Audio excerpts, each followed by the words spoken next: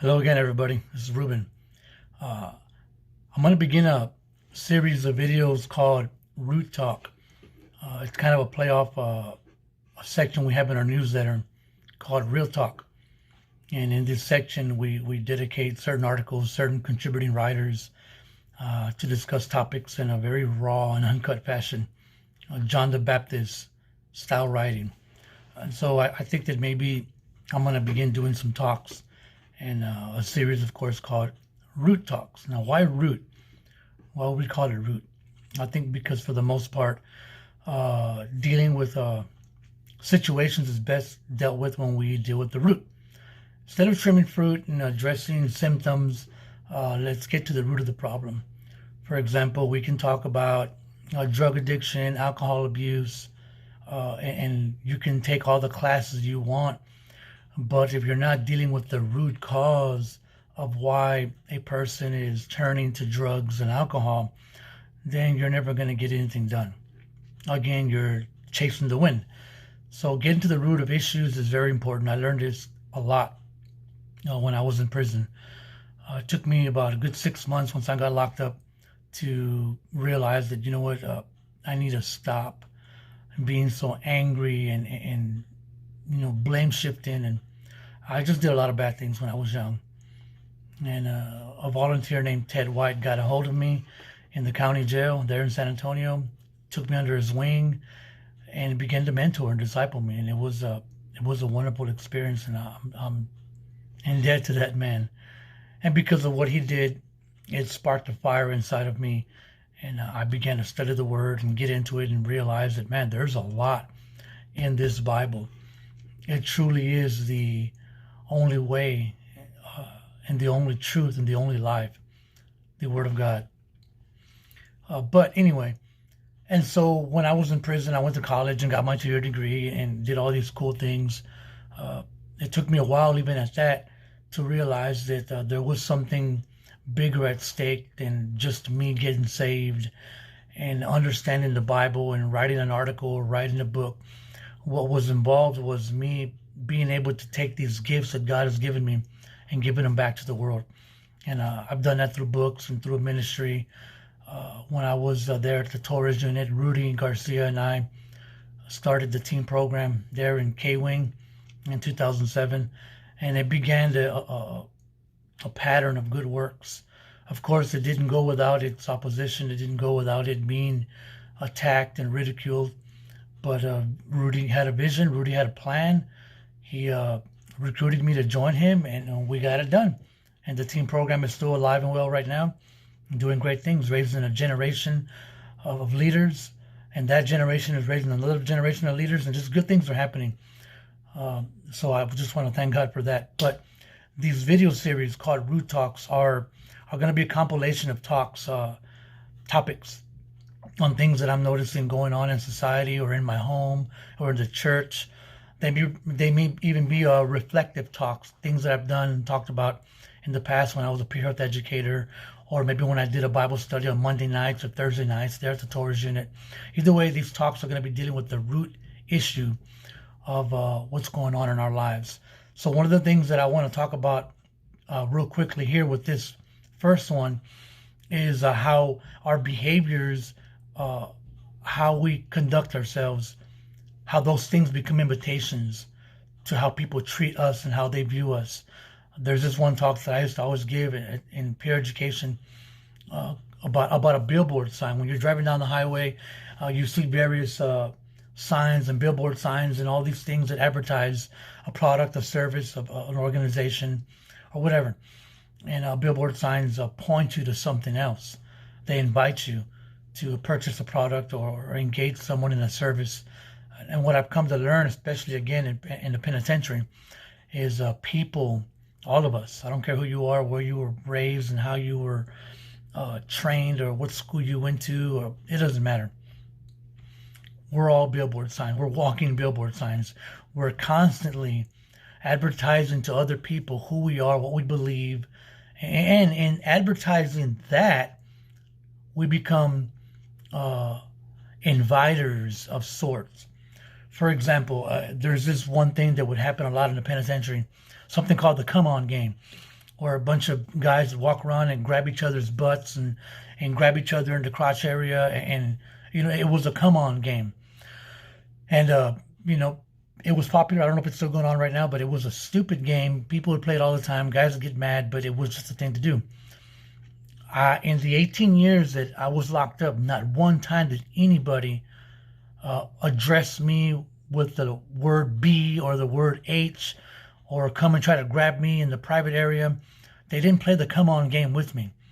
You know why? It wasn't because I was a Christian or because I was teaching the Bible, because there's a lot of guys who go to church and still play the come on game.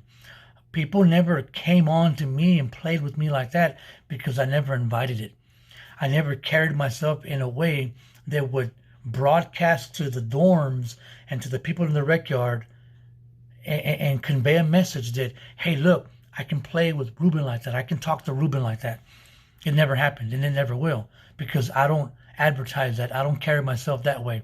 So using that example, how much sense would it make if I'm carrying myself in a very inappropriate manner as a man who doesn't conduct himself with integrity? I was just kind of loose and just doing things willy-nilly, just haphazardly, carrying myself in silly ways. And then someone starts treating me that way. How much sense would it make for me to get mad at that person for treating me exactly the way I was treating myself?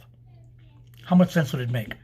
Not very much. Why? Because the way I carry myself was telling people, hey, you can talk to me this way. Hey, you can treat me this way. So no matter how much I demand respect, if I don't carry myself with respect, then guess what? I'm not going to get the respect. And so when I don't get the respect and I get mad, it's really not right. Because if I want to be treated a certain way, then I got to treat myself that way. If I'm always, talking about how sexy and cool or weird or wild a certain thing is in my personal life, then when someone starts to talk about that thing also, I can't get mad because I invited that into my life. I invited that into my home. I used to see these guys have these pictures of their wives there in prison in various modes of dress. And they're, hey, look at my wife, look at my girlfriend, blah, blah, blah. And everybody's watching these dudes showing these pictures of their loved ones to other guys. So other guys are watching, and it would be crazy for that guy who's showing those nudes or those pictures to get mad when other people start talking about how crazy or how wild he is, or even ask him, hey man, can I get a look at that? Can I see your girlfriend in a bikini, or can I see your wife in her bra or whatever? It'd be kind of crazy for that man to get upset. Why? Because he invites that into his life. Same thing with us. If we carry ourselves, dress a certain way, talk a certain way, then we're going to invite, and here's this word that nobody likes, we're going to invite a stereotype. Yeah, it's not right that profiling exists. Yeah, it's not right that we're treated a certain way with bias or prejudice, or we're stereotyped, or this blanket statement is thrown onto us because we're of a certain color, or we're raised in a certain neighborhood, or we dress a certain way. That's just life.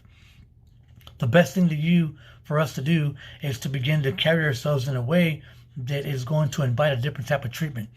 If I'm always sagging or listening to rap music or dressing in a certain way that historically it has been associated with the thug lifestyles or criminal activity, then I can't be upset when someone judges me for being a thug or being a criminal because I dress like one. I can't get mad. So if you're carrying yourself in a certain way, if you talk a certain way, if you do certain things, if you dress, if you hang out with certain people that are historically associated with certain behaviors, you can't get mad when you're judged for that. You're doing that to yourself. If you want to be looked at differently, then do things differently. If you don't want to be prejudged because of the way you dress or the way you talk or the way you walk, then do it different. It's just that simple. You can't expect to not be judged for a certain behavior if you associate yourself rather with that behavior. It doesn't make any sense. Why? Because we're walking billboard signs. We're always advertising to people who we are, what we believe, and what we value. So if you want different things from people, if you want people to talk to you differently, look at you differently, then talk differently, walk differently, heck, dress differently. It's just that simple. It's not right in certain ways. It's not fair in many instances, but it is what it is, man. We have to deal with life as it comes. And if I don't want to be looked at as some stupid ex-felon who did no good, then I need to not carry myself like that. I need to carry myself with integrity. I need to walk in truth. I need to walk with respect. I need to carry myself with respect so that other people can view me like that. Because again, I'm a Billboard sign, and so are you. So having said that, again, these talks are going to be called root talks because we're going to talk about the root of issues, not the fruit of them. The Bible is clear when it says, guard your heart with all diligence, for out of it spring the issues of life. That's in Proverbs 4:23.